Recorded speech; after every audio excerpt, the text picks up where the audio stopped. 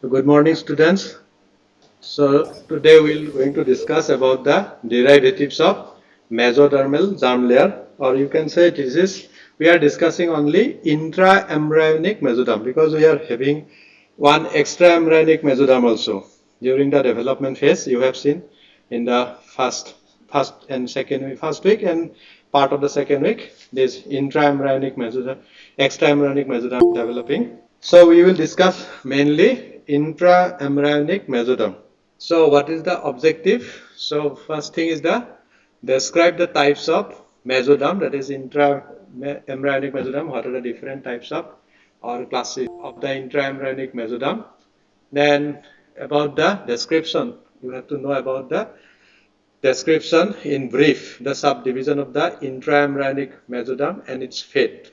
That means we are dividing the intraembryonic mesoderm in three parts, and these three parts, what structure they will ultimately give rise, or what will happen to those structures. Then describe briefly the formation, subdivision, and the fate of the somite. So one of the important things, somite. This somite is ultimately it going to your helps in the estimation of the age of the fetus, as well as it will give rise to different parts of our body. Then describe in brief the subdivision of the lateral plate of the intraembryonic mesoderm, that is the part of the intraembryonic mesoderm. Then formation of the intraembryonic xylem and its fate. So come to, so this is actually first slide I have put some derivatives so that we can know the names at least when we will discuss. See, epiblast, which will give rise to our ectoderm, then mesoderm and the endoderm. Mesoderm means intraembryonic mesoderm, not the extraembryonic mesoderm. Why it is called intra and extraembryonic mesoderm? Because your extraembryonic mesoderm, it does not give rise to any structure proper of the fetus. Okay, that is why it is called extraembryonic. That means it is not going to give rise any structure proper of the embryo. But while I have said intraembryonic mesoderm, it ultimately give rise to our different parts, different structure of our body. Come to the mesoderm. This mesoderm, in the mesoderm, notochord is developed. Then mesoderm, that is somite. Then intermediate mesoderm, then lateral plate of mesoderm. Or you can say mesoderm is divided into the paraaxial mesoderm, intermediate mesoderm, and lateral plate of mesoderm. This paraaxial mesoderm is give rise to the somite. And this somite ultimately divides into the sclerotome, dermatome, and the myotome. Dermatome will give rise to the vertebra and the ribs. Dermatome, it gives rise to our dermis as well as the subcutaneous tissue. Myotome give rise to the muscles, skeletal muscles of the trunk and the limb. While intermediate mesoderm, it gives rise to our mainly your urinary system and the gonads. Then lateral plate of mesoderm, it is your somatic, and this is divided into two parts, somatic and splanchnopleuric mesoderm. Which your somatic mesoderm, it will give a somatopleuric or somatic, it will give rise to the parietal serosa. Parietal serosa, where you will get? It is the covering of the heart. Then dermis of the ventral part of the body wall, because your ventral dorsal part is your dorsal part comes from the your dermatome. Ventral part is coming from the your somatic mesoderm. Then connective tissue of the limbs, that is bone, joints and ligaments.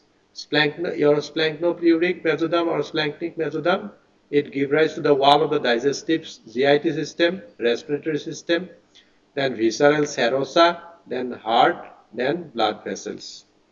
So intraembryonic mesoderm, it is the middle layer of the trilaminar germ disc or embryonic germ disc derived from the primitive strip.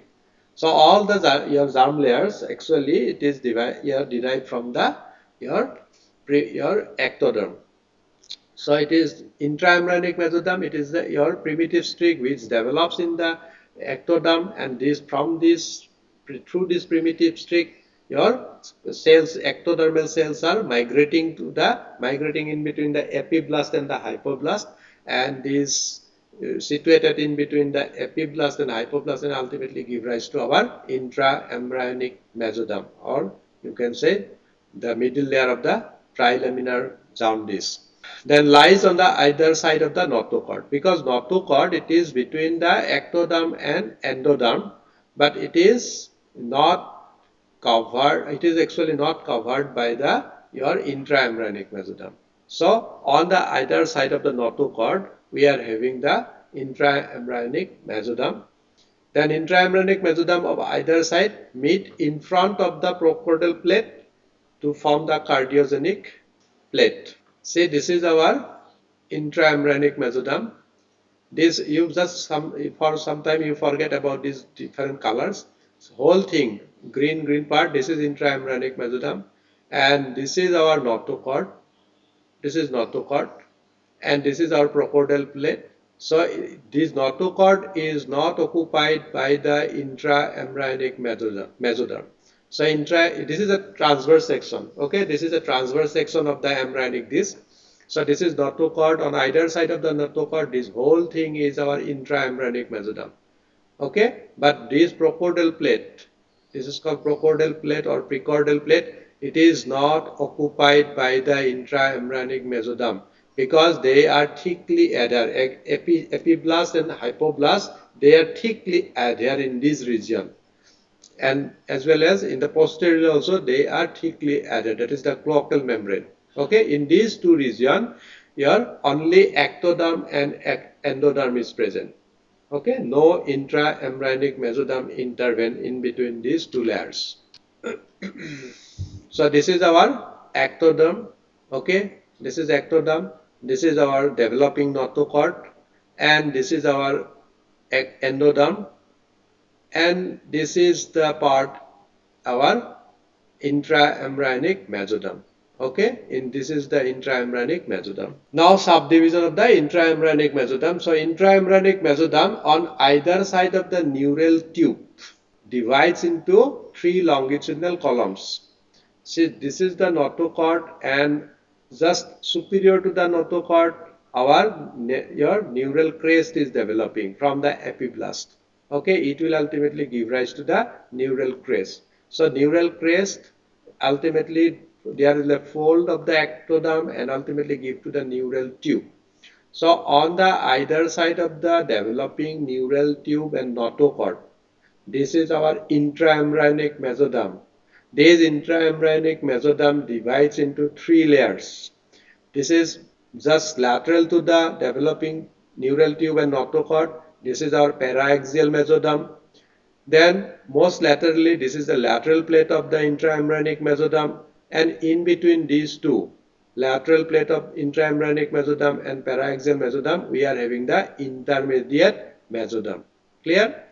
So this paraaxial mesoderm give rise to our somite. This intermediate will give rise to our kidney and gonadal system. Then lateral plate of mesoderm, it gives rise to our mostly coverings of the body. That is, this is our intraembryonic mesoderm. Now this intraembryonic mesoderm is divided into three parts. This is our paraaxial. This is paraaxial. This is notochord, and developing neural tube will be just above the notochord. So this is our paraaxial mesoderm. This red color. Then this purple color is our intermediate mesoderm, and this most laterally, this is our lateral plate of the intraembryonic mesoderm. As the notochord and neural tube forms, what will happen? Embryonic mesoderm on each side of them proliferates. Okay, on the either side of this developing neural tube and notochord, or embryonic mesoderm or intraembryonic mesoderm develops or proliferates and form a thick longitudinal columns, that is on the either side. This is just lateral. These will become thick and it forms the paraaxial mesoderm. Then each column is continuous with the intermediate. This is ultimately continuous with the intermediate mesoderm. Then intermediate mesoderm gradually thins into a layer of thins out into a layer of lateral plate of mesoderm. So this intermediate mesoderm, that means your paraaxial mesoderm, then it become lateral to the paraaxial mesoderm. This intraembryonic mesoderm become thick, and this thick part is called intermediate mesoderm, and lateral to the intermediate mesoderm it becomes again intraembryonic mesoderm become thin, and that is known as a lateral plate of intraembryonic mesoderm. This lateral mesoderm or the lateral plate of intraembryonic mesoderm is continuous with the extraembryonic mesoderm. Now where from this, how this extraembryonic mesoderm is developing? That is, if you have a book, you just open up the diagram, that is extraembryonic mesoderm or extraembryonic xylem. So it will continuous with laterally with the lateral plate is continuous laterally with the your extraembryonic mesoderm. This extraembryonic mesoderm covers the yolk sac and the amnion. So in between the yolk sac and the amnion, we are having the intraembryonic mesoderm. Now fate of the paraaxial mesoderm. This paraaxial mesoderm, what structure it will give rise? This paraaxial, okay, this part. So by the beginning of the third week, paraaxial mesoderm begins to be organized into segments. Okay, it will segments. It will give rise some segment. It will form some segments. Okay, instead of a long column, it will divide into some segments, and these segments are known as a somatomeres. Okay, so first this is the lateral plate. Sorry, your paraaxial mesoderm. Now this is neural tube, sorry, this is the paraaxial, and this paraaxial mesoderm, now this is now, here it is longitudinal strip. Now here it is divided into some small segments, and these segments are known as a somatome. This is a developing embryo, these are segments, somatomeres. The first, this somatomeres first appears in the cephalic region or towards the cranial end or head end. Okay, so by means of this appearance of the somatomeres, we can identify which one is the cranial end of the embryo, which one is the your caudal end of the embryo. Okay, so from the cranial end, it becomes your extending inferiorly or extending caudally. So the somatomeres are developing craniocaudally. From the cranial end, it is going to develop and towards the caudal end. Okay, first always develop towards the cranial side. By looking this cranial end, so your somatomeres, if it is developing here, that means it is our head end or cranial end. Now, in this each somatomeres consist of mesodermal cells. Okay, because it is developed mesenchymal cells, so it is you are having some mesodermal cell. Now, in the head region, that is in the cranial part of these somatomeres. Okay, because somatomeres are developing from the cranial end towards the caudal end.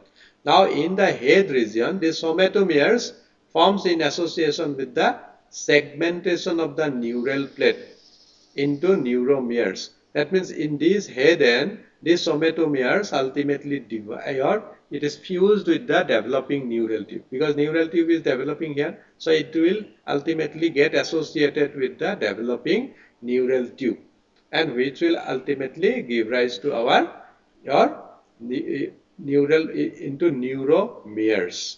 Now ultimately this what will happen, it contribute to the because it is having mesodermal cells. So these mesodermal cells of the somatomere ultimately give rise to the mesenchyma in the head region. Okay, along with this neural plate. Then from the occipital region caudally, these somatomeres further organized. That means it becomes more, this segmentation becomes increasing in number. Okay, and begins to divide into bodies. Okay, now it is called somite. First it is somatomere, and this somatomeres first develops in the cranial end. Then some of these somatomeres having the mesenchymal cells. This cranial part of the somatomeres, they are ultimately fused with the your developing neural tube, which will give rise to the neuromeres. Now, caudal to that or caudal to the occipital region, what will happen? These somatomeres now further organize. That means they develop more and ultimately begins to divide into some cuboidal bodies. Now we call it as somites by the end of the third week. So, if the question asks when these somites are developed, so by the end of the your third week, somites are developed. So first pair of the somite arise in the occipital region. So first whatever develop in the cranial part, these are called somatomeres. Now cranial to your caudal to the occipital region, or in the occipital region, whatever the somatomeres, they are further divided or further differentiated into some cuboidal bodies. Okay, and these are known as your somite. So first pair of somite arises in the occipital region of the embryo. Then it undergoes segmentation to form somite. About 38 pair of somite formed during the somite period of the human development. And what is the duration of the somite period? That is 20 to 30 days of the developing embryo is known as a your somite period, because at the 20 means your third week, at the your third week, at the end of the third week, first somite develop in the occipital region. Third week means 21, so 20. So 20, so 20, from the 20 to 30 days, these somites are complete their development, and around 38 pair of somite form during this period. So this is our neural tube. By the side of the neural tube, these are the somites, which are cuboidal bodies. This is the actual embryo. Okay, this is part is ectoderm. Just beneath the ectoderm, we are having the mesoderm. So this is our paraaxial mesoderm, which is ultimately segmented to form the your somites. So new somites appear in the craniocaudal direction. Already I have said at the rate of approximately 3 pairs per day. That means first three develop, suppose in the first day, then second, third, your per day for your three somites are developing. So here you see 20, first 20 days, 1 to 4 number of somites. That is first on the 20th. Then on 21st day, 4 to 7. So if it is 1, then it will be 4. If it is 4, then it will be 7. Then 22, 7 to 10. In this way, by 30th day, it is your 34 to 35. Okay. So I have said that around 34 numbers of somites are present in our body, and which is complete, it's developed by the your 30th day. Okay. So these are the somites developed accordingly. So if we are having the 20 to 23 numbers of somite, then we can say the age of the embryo is around 26 day. If the number of the somite is 34 to 35, then we can say the age of the embryo is 30 day. Okay, so it helps in the estimation of the age of the embryo. So at the end of the fifth week, how many? That is 42 to 44 number pairs of your somites are developed. Just now I have said we are having 34 numbers. Now I am saying 42 to 44. Now, there is a controversy. Actually, some of the somites are degenerated. In the initial period, number is around 42 to 44, but by the phase, by the your duration, your some of the somites are degenerated. Now here there are 4 occipital, because in the occipital region first develops. So in the occipital region we are having the 4 numbers of somite, cervical 8, 12 thoracic, 5 lumbar, 5 sacral. It is your corresponding with the our spinal nerve. Then around 8 to 10 coccygeal pairs. Okay, so if you calculate, it is coming around 42 to 44. Now, in the latter part of your latter part means during this 20 to 30 day, what will happen? First occipital, we are having 4, so out of that, first one. And last 5 to 7, coccygeal somite disappear. So 5 to 7 means 7 plus 1, 8. If you minus 8 from 42, that is, it will come around 30 to 34, it will come around 34. So 34 to 35 numbers of somites ultimately persist, though in the initial phase number is 42 to 44, but first occipital and 5 to 7 coccygeal somites disappear. So numbers will come around your 38 pairs, sometimes it may be 35 also, 35 to 38. Okay. The remaining somites form this remaining means whatever the somites persist they will form the axial skeleton. Axial skeleton means your vertebra, ribs. Okay. So this is the somites. These are the somites. So ultimately it will get segmented, and this is the your developed complete somite number of somites, and this is our neural tube. This is anterior port, this is posterior port. It is still, it is not closed. Now come to the somite. Each somite is triangular in shape with a small cavity. So these are, now I am taking a transverse section. Now this is our somite. Now each somite, at the center we are having a cavity.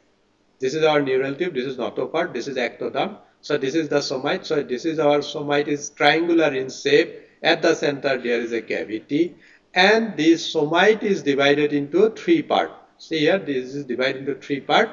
Most medial, or you can say inferomedial aspect. This is our sclerotome. This is the medial part, sclerotome.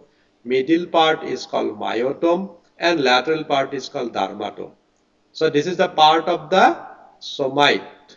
Okay, this somite is triangular in shape, divides into medial part is called sclerotome, middle part is called myotome, M for middle, so myotome, and lateral one is dermatome. Okay, medial one is sclerotome. Now this sclerotome, this sclerotome is ultimately fused with the your developing neural tube, which will give rise to our vertebra. Okay, this sclerotome will ultimately fused with the developing neural tube and ultimately give rise to our vertebra and ribs. Myotome, this is the middle part. This myotome will give this, see here, this myotome is giving rise to our muscles of the trunk and the limbs. And dermatome, this dermatome will ultimately give rise to our dermis, of the dorsal aspect of the dermis. Okay, dermis and subcutaneous tissue of the body. Clear? So dermatome will go there, then myotome is here, then your sclerotome. Now from this developing spinal, your neural tube ultimately give rise to our spinal cord, and this spinal cord is ultimately, as it is connected, because we are having how many your somites in the cervical, we are having 8. In the thoracic, we are having 12. In the lumbar, we are having your 5. So these will give rise, these are corresponding with the spinal cord, spinal segment, and they get the innervation from the corresponding spinal nerve. So they are getting the sensation from this spinal nerve. Okay.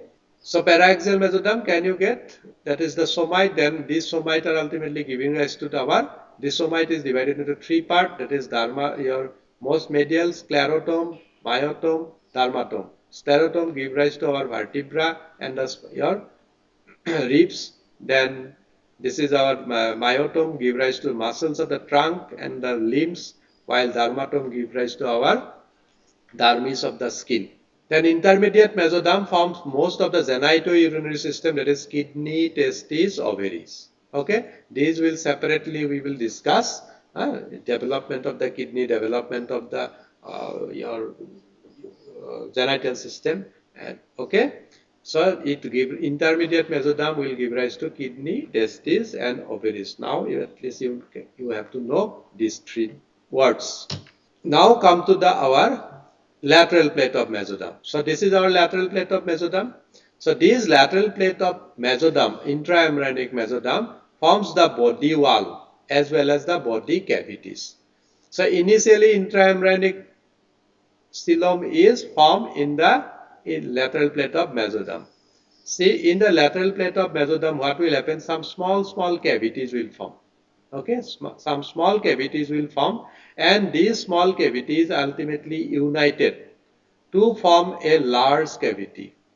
And these, due to the formation, and this large cavity is known as a intraembryonic cavity or intraembryonic coelom. Initially, what will happen in the lateral plate of intraembryonic mesoderm? Some small cavities will form. There are so many small cavities, and these small cavities ultimately unite to form a large cavity. and this large cavity is known as a intraembryonic xylem. By means of formation of the intraembryonic xylem, what will happen? Now our intraembryonic mesoderm is divided into two parts. One is cranial to the intraembryonic xylem, one is caudal to the intraembryonic xylem, and this part is called cranial, or you can outer to the intraembryonic xylem and inner to the intraembryonic xylem. So this is your known as a somatopleuric, and this is known as a splanchnopleuриc. This is our transverse section. Okay, this is transverse. If we take a longitudinal section, then there will be different shape. See here, this is our longitudinal section. Okay, now we are taking a longitudinal section. Here you see, this is our paraxial, then intermediate, then this is lateral plate of mesoderm, and in the lateral plate of mesoderm, this is the cavity. That is whatever we have seen here. This is the cavity, intraembryonic xylem.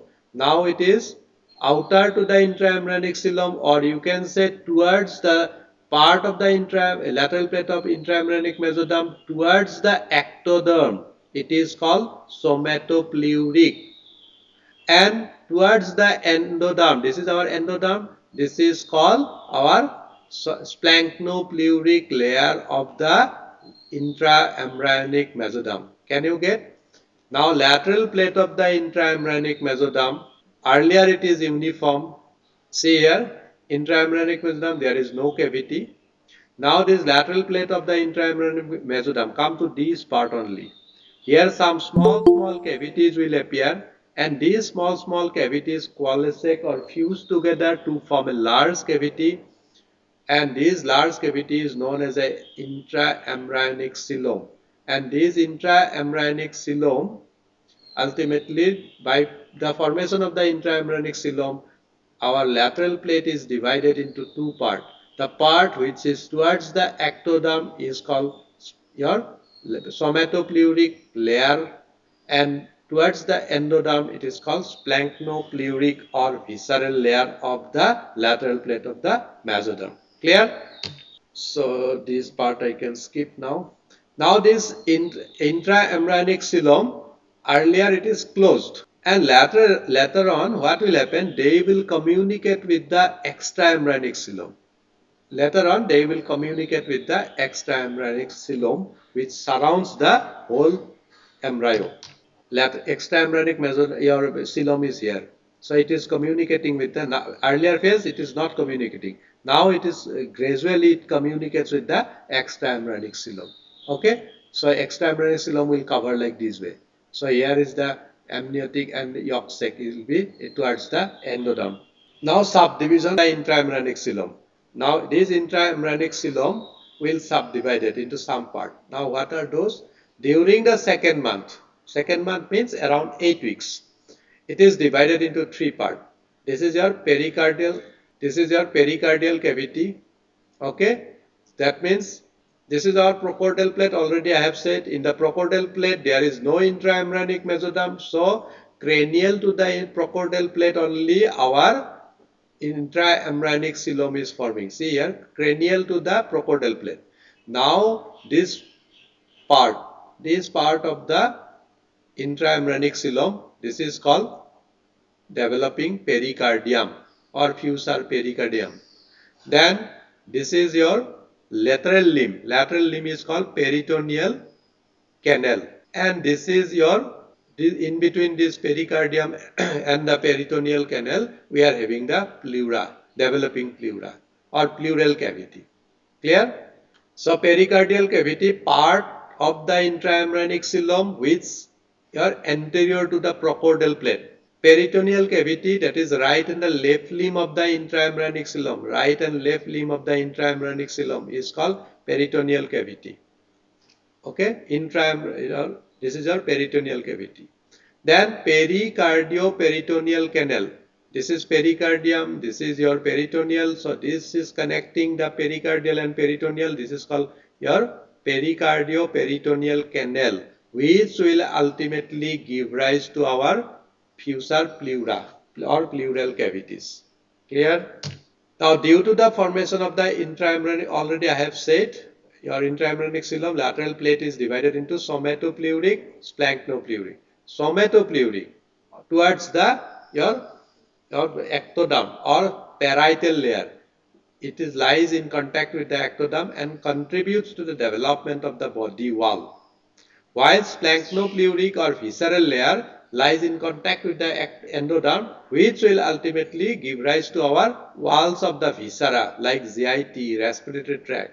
Okay, so this wall will give rise.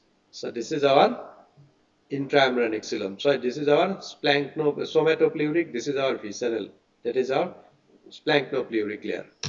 So if you see in this diagram, see here outside to this we are having the extraembryonic xylem. Early first phase, this is our intraembryonic mesoderm. There is no direct communication.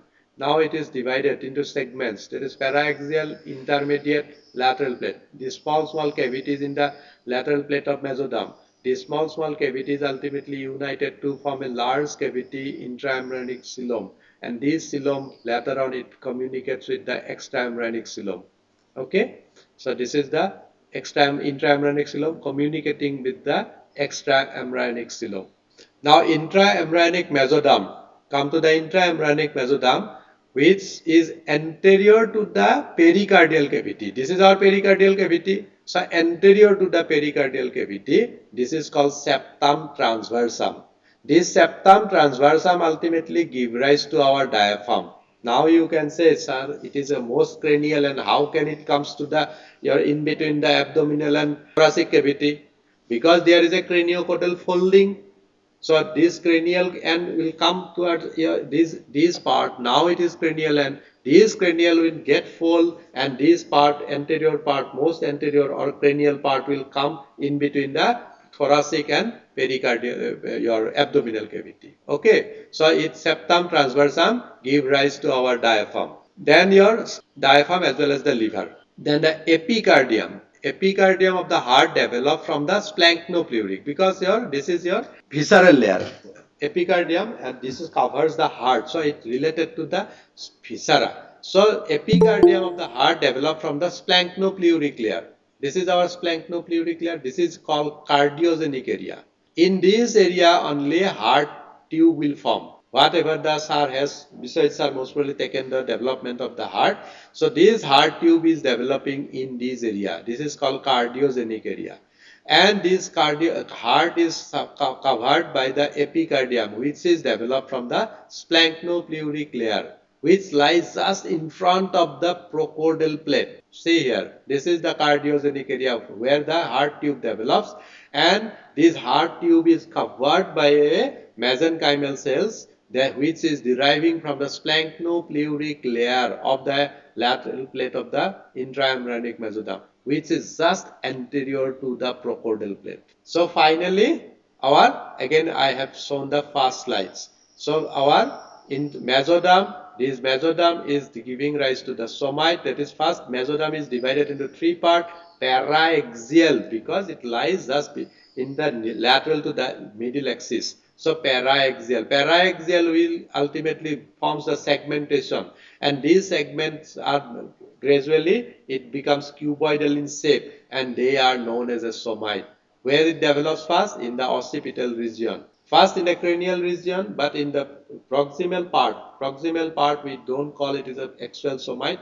They are ultimately fused with the your cranial, your head region, which give rise to the mesenchymal muscles of the head and neck region. Okay, but the part of the somite, which somatomeres which are developed in the occipital region, they are actually known as a somite, and the first somite develop in the occipital region, and we are having around 35 numbers of somite, which starts developing at the 20th day and completed by the 30th day. So this somite is divided into three parts: sclerotum, most medially, then your middle part, your is myotome, which will give rise to the trunk and the limb musculature, then dermatome, most lateral part, which give rise to the dermis and the subcutaneous tissue of the body wall. Then intermediate mesoderm, give the kidney and the gonads. Then lateral plate of intraembryonic mesoderm divides into two layers: somatopleuric, that is the outer one; splanchno-pleuric, that is the inner one. Or you can say pleuric or the parietal layer which near to the ectoderm, and splanchnopluric near to the endoderm. By the formation of the intraembryonic xylem, it divides into two parts. Now somatic mesoderm, it gives rise to the parietal serosa, then dermis of the ventral body wall, then the connective tissue of the limbs, that is bone, joints and ligaments. While splanchnopluric mesoderm, wall of the digestive tract, respiratory tract, except epithelial, because epithelial covering is derived from the endoderm. Okay. Then visceral serosa. Visceral serosa is again developed from the splanchnopluric mesoderm. Then heart, already I have shown in the cardiac region. Then the blood vessels. Then also your liver and the diaphragm. Okay. So this is the whole thing. Thank you. Okay, Thank student. you. Have you understood or not? Yes, sir. Okay, very good.